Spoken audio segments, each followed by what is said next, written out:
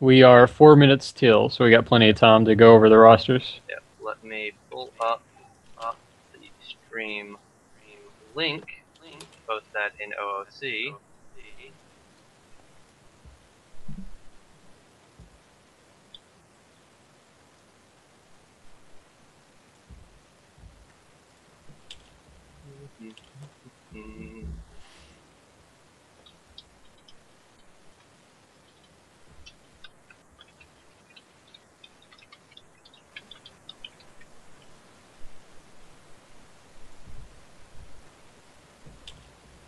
Make sure that's playing through. I need that to make sure you're coming through. Come on, man, knock it off. Okay. I need that muted, or that's gonna get awkward real fast. Nice little echo from the stream. Okay, what do we have? What do we have? Are you in the arena yet? Yes, I'm in the arena. Let me fix my prompt, or the. Okay. Just what let do me you know call when it? you want to talk a little about teams. Yeah. You can go ahead and.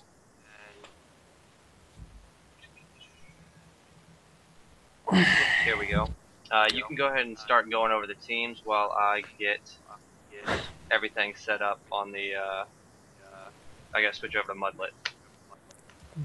Well, I pulled up the Capture the Flag website, and it looks like Quicksilver is 0-4 at this point, so they got a little something to prove. And then KCS is obviously going to be favored, especially after that pretty successful Brutes match.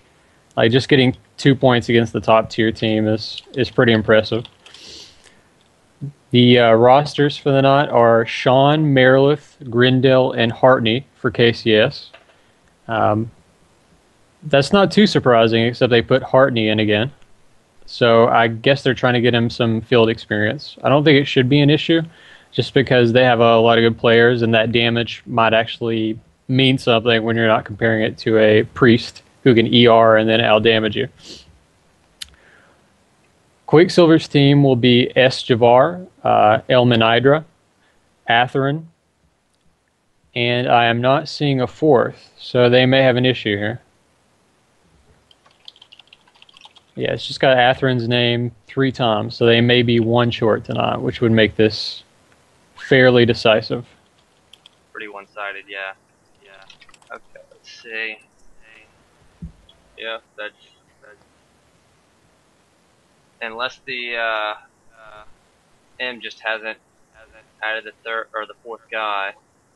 I haven't. Well, I think they were gossiping a little earlier, so they probably are 1 short. They're probably just going to go in with 3 tonight. That's unfortunate. Yeah, because they had two of their big players on Sunday, and it looks like neither showed tonight. So it has to be a little underwhelming. Okay, well, I do have the map up and running now. Yay! Okay, this is going to be not a terribly exciting match, though, if it's going to be 3-on-4. You know, Shovar and Atherin, I was talking to Atherin a little bit earlier, and you know, Crusaders are not a bad class for ACFL. You know, it's got that hybrid thing going on. You've got damage, you've got healing, you've got the shield block or dual wield option. You've got at-level casting to deal with those spell bait guys. Whoa, Hartney is A lot is happening here already. It looked like Hartney had no sync for a while. Grindel took a blind and a Wigan on the same, so they are targeting his saves. This is actually pretty good strategy by Quicksilver. Like that was nice early landings. I'm sure Marilith will cure the blind at least if he hasn't already. There is an early toast on Estivar, so that's overwhelming. Yeah, and he's just bashing Atherin right through. That's what makes trolls so scary. They don't have to worry about a mount so much. I mean, those trips off the Steed kill. And honestly, it looks like everybody on the field both teams is in offensive. The way everybody is just taking so much damage, like, I almost feel like there's some stance issues going on. Maybe. I mean, I can understand. KCS wants to end it decisively and quickly, and Quicksilver, you're not going to win a 3 versus 4, even healing. I wouldn't think. Not, you know, it could happen, but you'd have to have a very dominant 3 players against a not very strong 4. You'd have to have a pretty lazy 4 team for that.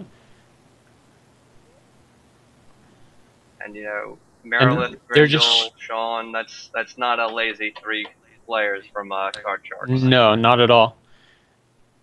And Hartney's runes are actually coming through really well here. So it's all relative. Yeah. Like, he's looking good. Rune of Destruction is definitely one of the better single target damage spells out there. So it gets major damage out. Yeah, and they're the toast. I mean, they may as well just cap. Yeah, I mean, that's... This is really going to be there's just nothing. There's nothing to talk about. I don't know what to say. There's just it's a stomp. Just let them get their caps. It's what happens when you can't field the full team. We can talk a little bit about the players.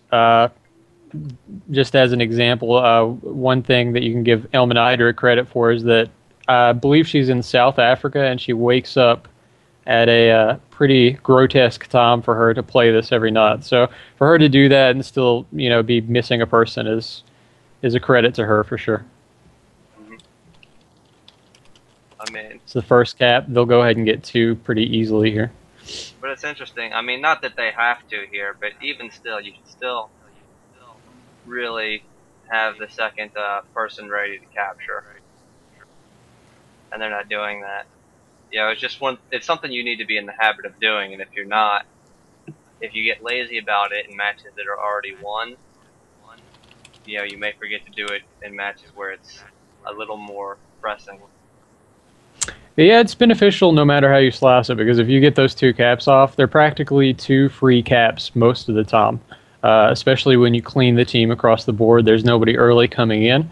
So just get the 2 caps, have somebody stack. It doesn't matter who. If they're not going to come in, you'll have time, and then you'll have a little extra time to get together and heal up and then face them for the next wave. You don't even have to cap for that 3rd time and try to rush it. Just get the 2, and you have some time on your hands if you stack.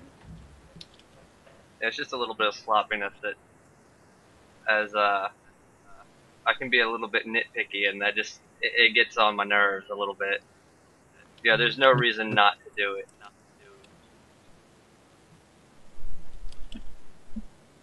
But they're just running the flag right now. Oh, well, that explains that.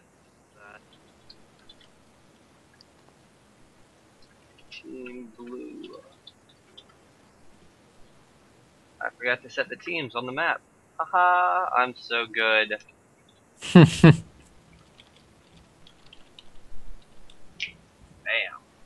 Done. Just in time for the end of the match. Yeah, this is going to be a pretty short night, guys. Marilyn did cap the delay time. Or no, stacked, rather. So that's good. Got the wrong team for a second.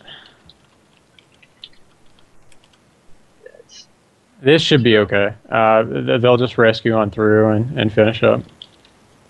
Yeah, there's no dirt kick, so there's no way to stop rescue. And this is going to be a short broadcast, guys. As soon as this match ends, I'm heading off to take care of my team. So I will try to cast that from a replay later. But if we can get it recorded, then we will definitely cast it. Yeah. Grush can always find time, so it'll be it should be recorded. Worst case scenario, I can record it myself and then try and broadcast that. But I think somebody else has already taken care of it for me. Yeah, and I think the second match of the night will be exciting. I don't think Galaglass. We've talked about this before, but the composition isn't as ideal, but they do have something to prove. They're both 3-1 at this point. Gallaglass has had a really good start. They're going to want to maintain that as much as possible. So their players are showing. So they will give you a pretty good run. Yeah, it's Brutes, definitely not outside the realm of possibility for them to win. You know, I gotta have faith in my guys, but it's definitely gonna be a fun match. I should think. Mm-hmm. There might be a few surprises in there. Yep. And that's a wrap. They got the third. Yeah. Pretty smooth. A quick 3-0. Ordinarily, I would like to stay on the broadcast and talk a little bit about the season overall, if not the match that we just watched. But like I said, guys, I do need to hop over and take care of my team. So I will try to have the replay cast later tonight. We'll see you then. Have a good night. Have a good night.